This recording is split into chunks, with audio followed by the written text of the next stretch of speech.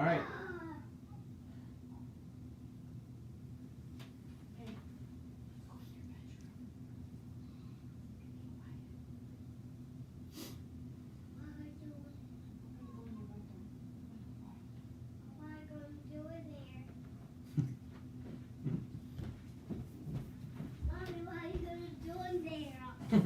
You want to come say hi?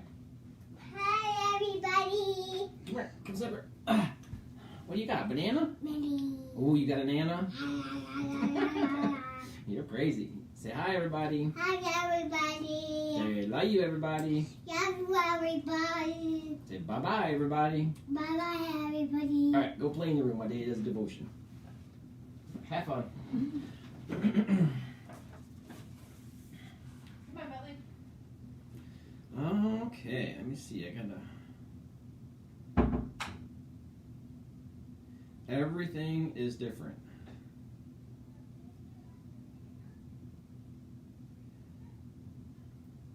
Okay, I think I got it shared.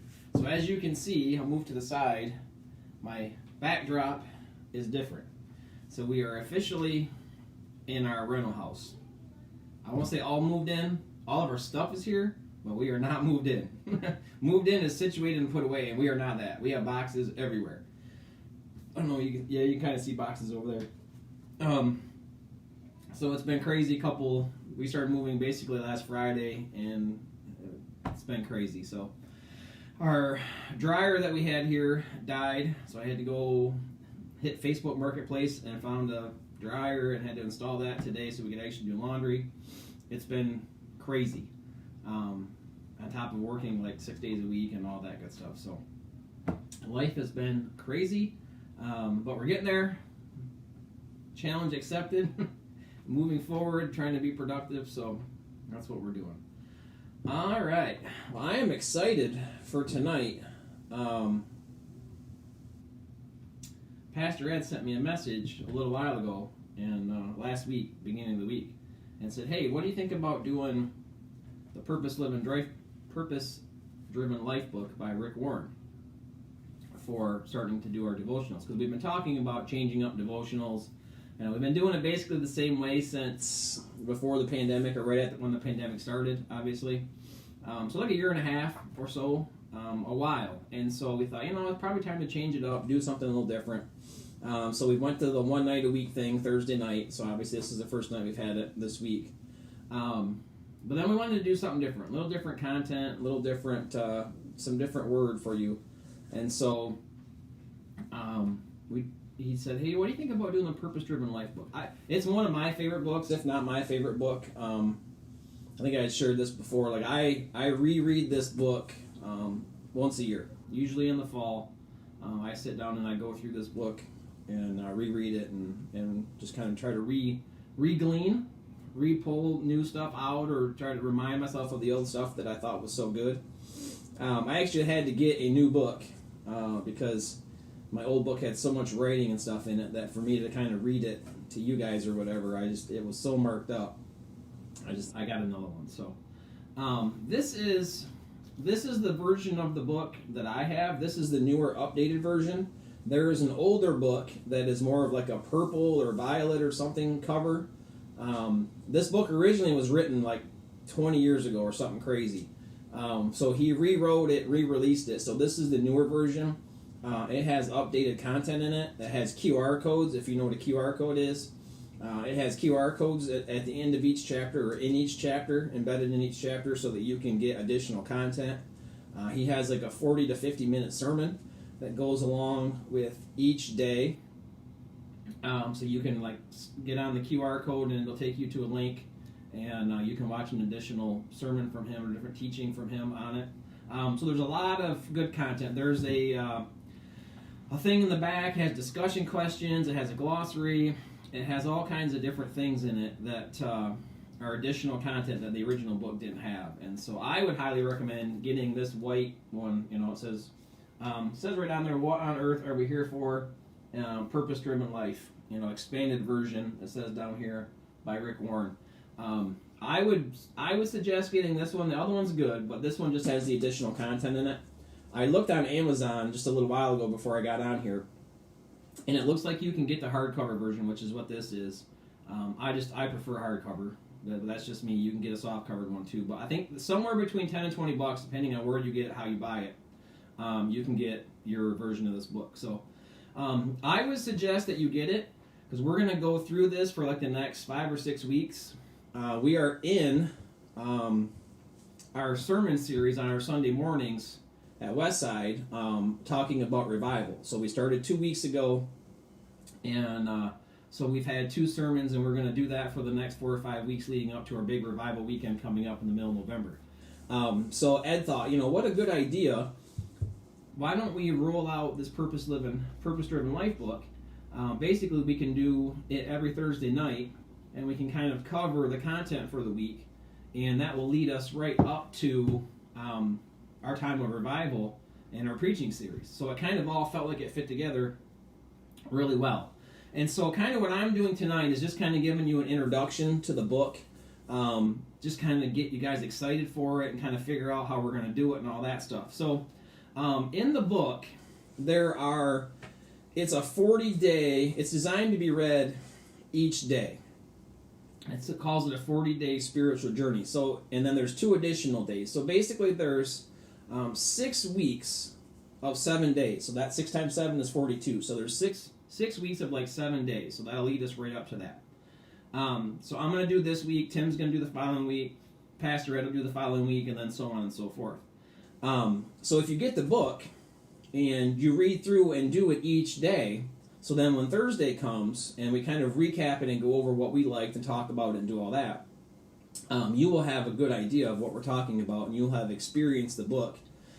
This book is really made to interact with. Each day you read one small chapter, which is like 3 or 4 pages. You, like me, I write in it, I underline stuff, circle stuff, question stuff, look stuff up based according to what I've seen in it. And, hit the QR code, listen to his additional teaching and preaching on it. It's designed to interact with. It's designed for each day to check into it, pull out some truths out of it, kind of let it form you, and let it change you. I mean, that's the whole idea behind the book. So I wanted to read to you. It has an introduction in the beginning of it, and I wanted to read it to you and kind of set the stage for what we're talking about, and then we can go from there.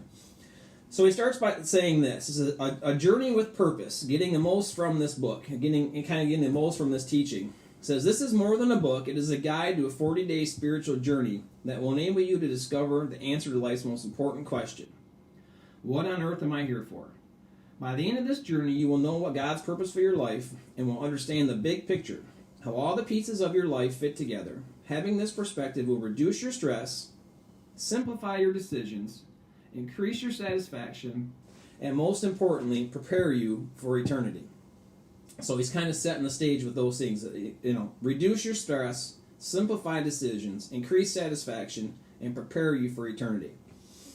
And it goes on to say the book is 40 days. So it says in your next 40 days, today the average lifespan is 25,550 days. That's the average. So that's how long you will live if you're typical. Don't you think it would be a wise use of your time to set aside 40 days of those days to figure out what God wants you to do with the rest of those 25,550 that you have left? It says the Bible is clear that God considers 40 days a spiritually significant time period. Whenever God wanted to prepare someone for his purposes, he took 40 days to do it. Noah's life was transformed by 40 days of rain. Moses was transformed by 40 days on Mount Sinai. The spies were transformed by 40 days in the Promised Land. David was transformed by Goliath's 40-day challenge. Elijah was transformed when God gave him 40 days of strength from a single meal.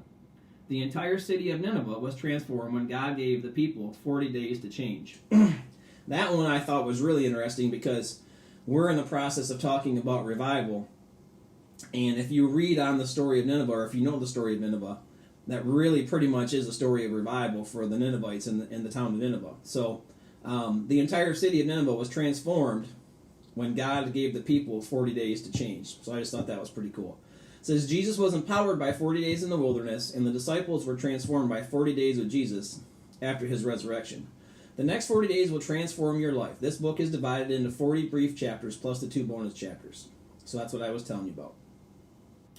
So he goes on to say that you don't just read the book, interact with it, underline it, highlight it, write your own thoughts in the margins, make it your book, personalize it. The books that have helped me the most are the ones that I have reacted to, not just read. So I thought that was an important distinction. I originally read this book, I'm trying to think of how, 10, 11 years ago. And like I said, I had to buy an additional book because when I read that really resonated with me, and I really did that. I highlighted and underlined, and then we went back through when we did this book in our men's group that we had a couple years ago. And I reused that same book, and I gleaned more stuff, and I highlighted and underlined more stuff. So it is very much a book that you can pull a lot of stuff from and you interact with. And then you can go back and say, man, 5 years ago I read that book. These were things that were important to me then or really stuck out to me then. And some of those things resonate with you again, but then there's also new things that I've seen. So that's why I read it every year in the fall, is because I want to go back and I want to see what was purposeful to me then, what was important to me then, and also is there something new that I can pull out of it, because life has changed. Think about how much your life changes in 1 year. Think about to last year how much life had changed, and then think about from last fall to the fall before that. We were pre-COVID at that point. Think about how much our life has changed in just that 2-year period. So if you go back and reread a book like this that you read 2 or 3 years ago, your life is drastically different. So there's a lot of value to that. And the other important part about this book is it says it has five key features. There's a point to remember, a verse to remember, a question to consider, a message to hear, and there's discussion questions. So if you really dig into the book, you can pull a lot of good information out of it, and you very much interact with it. And so I would really, really challenge you guys to get the book and do that each day, so that when we come back on Thursday nights, I'd said before, we're going to spend a little bit more time on our Thursday nights now because we're only doing it one night a week. It won't be 15 or 20 minutes. There's going to be a little more content. It's going to be a little bit longer. But we're going to try to cover, in some detail and depth and really kind of dig into some things, some of those 7 days. So if you've done the work and you've really dug in and you've pulled some stuff out for yourself and you've allowed the book to kind of change you day by day and to inform you day by day, you're really going to be ready for the devotional on Thursday night. And I just think you're going to get so much more out of it. You're going to experience the book and you're going to experience God, and the devotional is really going to have meaning for you. So I just really think it's got a lot of value. And the opening verse for the book is Jeremiah chapter 17, verses 7 and 8. And it says, "Blessed are those who trust in the Lord. They are like trees planted along a riverbank, with roots that reach deep into the water. Such trees are not bothered by the heat or worried by long months of drought. Their leaves stay green, and they go right on producing delicious fruit." Just thought that was a beautiful word picture of a tree that's connected with a good root system, never dies, never wavers. It reaches roots that reach deep into the water. And that's just a picture of us being connected to God. If we have a deep, rich connection to God, and day by day we're redoing that connection, we're revisiting that connection, we're spending time with Him, our root system gets better and better and better. And it says, such trees are not bothered by the heat or worried by long months of drought. The closer you are to God, the better connected you are to God, the less external things bother you, right? The less the things of the world seem to bother you or affect you. So I'm going to give you a little glimpse into day one, and then I'll cover a couple more things, and then we'll be out of here for tonight. But he goes right after a lot of points. And so right from day one, verse 1, day one, sentence 1, the title of day 1 is All Starts with God. And the very first sentence of the book will set you back. It says, it's not about you. To some people, that is a newsflash, right? To some people, that is very much something they do not want to hear. Life is not about you. It's not all about you. And Colossians 1:16 goes on to say, for everything, absolutely everything, above, below, visible, and invisible, everything got started in Him and finds its purpose in Him. And there's a great, well-known atheist, Bertrand Russell, that says, unless you assume a God, the question of life's purpose is meaningless. Unless you assume a God, the question of life's purpose is meaningless. So that's an atheist saying, if you're trying to extract, basically, value and worth and meaning out of life and you're not assuming a God, it's not going to go well for you. Like, those things just aren't going to add up.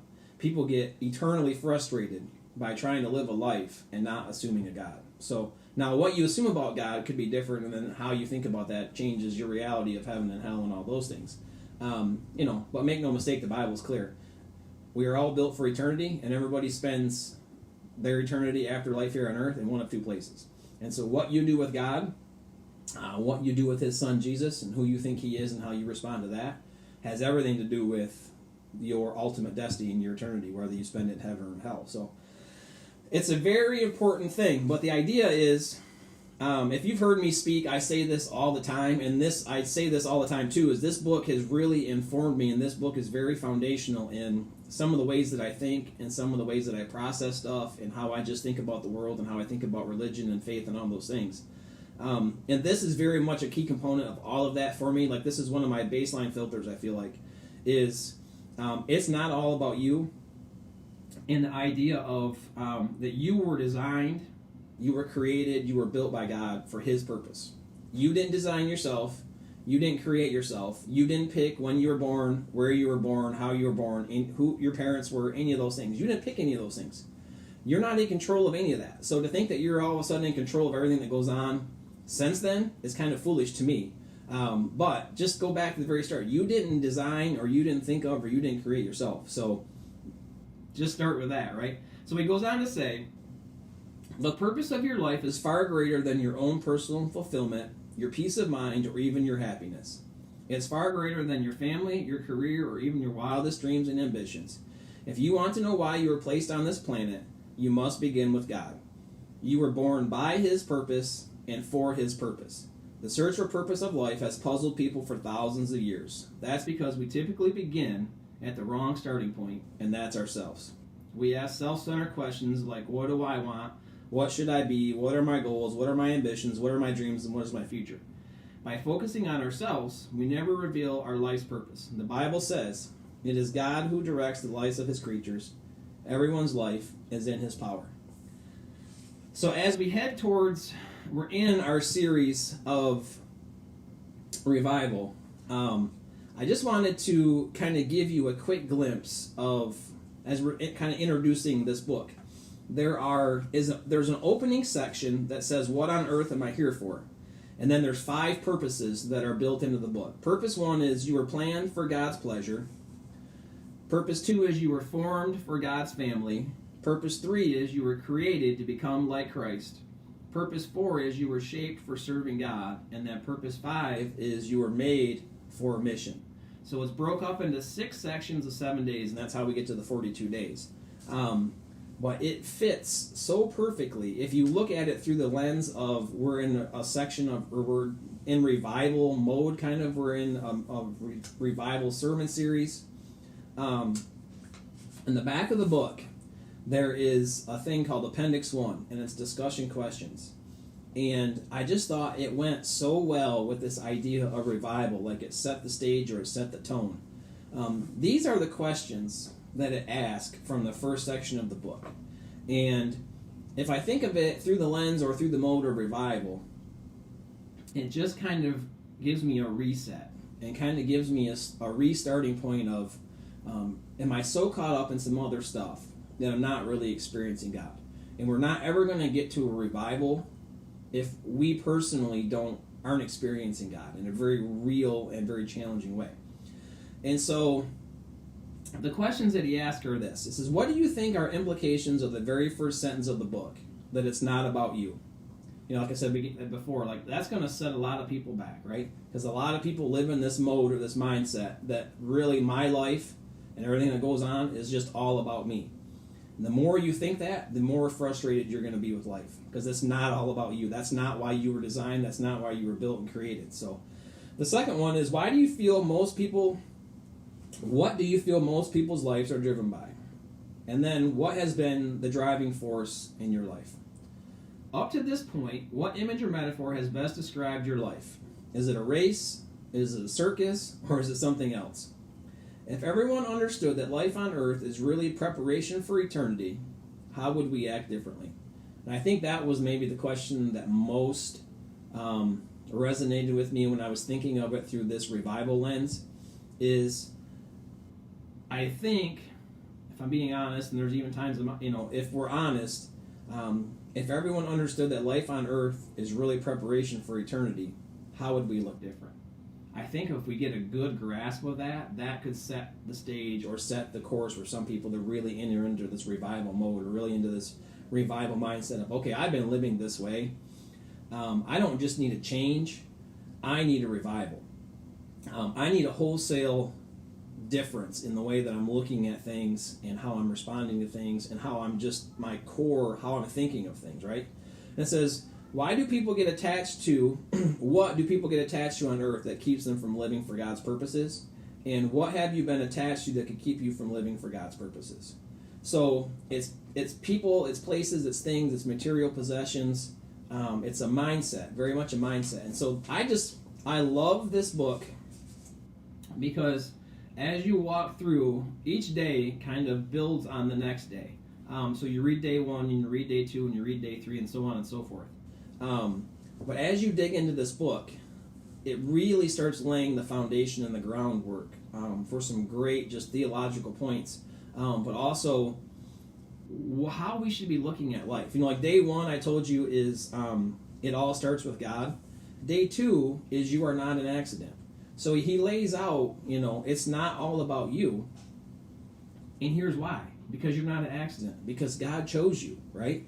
God purposefully designed you in a certain way. And that was to have a certain set of talents and ambitions and intelligence and mindset and family and location and time frame and the history of the world and all those things. None of those are happenstance. None of those things are random. You are not an accident, And so it's just a really great book. He really spent some time thinking it through, and each day just builds on the next one.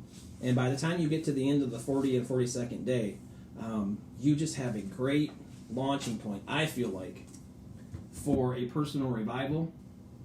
And then, like we talked about in our staff meeting, if we talk about it through the idea of a revival, always has to start with personal revivals, right? And so I just thought it was great. I could talk about this book for forever. I could go through the whole book with you tonight. Probably none of you want that, but it's takes probably 10 to 15 minutes a day to go through the 3 or 4 pages a day. I don't know as if you're ever going to spend, short of being in the Bible and taking a deep dive into the Bible each day, I don't know as if a book outside of the Bible that you're ever going to spend 10 or 15 minutes a day for 42 days and glean more information or be set up for a more spiritual awakening or revival than digging into this book. This book's an amazing book. So we did it in our men's group, and some of those guys could not stop talking about how much information they got out of it and how changed they felt like they were from digging into that book and interacting with it. And then that book just leads you right into interacting with God. Like, you can't go through this book and do it honestly and do it wholeheartedly with an open mind and an open heart and not really connect with God. I just don't feel like you can do it. So that's just kind of the introduction to it. I guess my introduction to you guys for it. I hope, like I said, I honestly hope that you will go out and get it and you'll spend time with it. And that so on each Thursday evening at 8 o'clock that you'll have read through the book and be prepared for it. So, all right, I'm going to go back over to Facebook and see if anybody has commented any kind of praises or prayer request. And go from there. Oh, Ron and Sandy said they have 10 copies of the book, and they will have them at church on Sunday, and they would be glad to give away 1 copy per family for anybody that has it. So that's cool. That's pretty cool. So get on Amazon, go to your local Christian bookstore. I know there's a Christian bookstore right here in Flint on Miller Road. By the Genesee Valley or whatever. There's different ways that you can grab it. Grab yourself a copy. Dig into it and jump in with us. Let's take a deep dive into the book. And let's prepare ourselves each week for a Thursday night, but also prepare ourselves for each week for Sunday morning. So as whoever the speaker is brings the word to us on Sunday morning, that we would just have open heart and open minds, and that book and time with God during the week would prepare us to get something real and powerful on a Sunday morning. So, all right, let's go ahead and pray, and then we'll get out of here, and then we'll see you Sunday morning, Westside Church, right? Father, I thank you for your goodness, and I thank you for your grace. God, I am thankful for faithful and obedient pastors like Pastor Rick Warren, who wrote this book many years ago. God, I am so thankful for all of the amazing things that you have done through this book, that so many people's lives have been touched and changed and brought to you through revival and through salvation. It's just an amazing, amazing book. So God, I'm just thankful for pastors like Rick Warren who lay themselves aside and are obedient to your call and the things that they do. God, I just pray that you would be with us, each and every one of us, who, as we start this journey, God, I just pray that you would help us, empower us, like we would carve out time, and we would carve out energy and emotional space and intelligent space to just dig into the book and really glean out of it something that you'd have for us, God. Each and every day, God, just interact with you, interact with the book, and prepare ourselves for our own personal revivals. That's really what we're after, God. So I just pray that you'd be with us each and every day. God, I pray that you would be with us as a church, that we continue to try to be obedient to what we feel like you have for us and where you have us and what you have for us to do there. God, I pray that you would be with Pastor Ed as he continues to heal and get better. God, I pray that you would be with all of our cancer people. God, I pray that you would be with Big Don as he's still in rehab and traveling that road. And I pray that you'd be with my grandma as she's kind of in that same boat. She's in a rehab facility, and some days are good and some days are bad. It's a struggle. She's away from home and doesn't want to be there.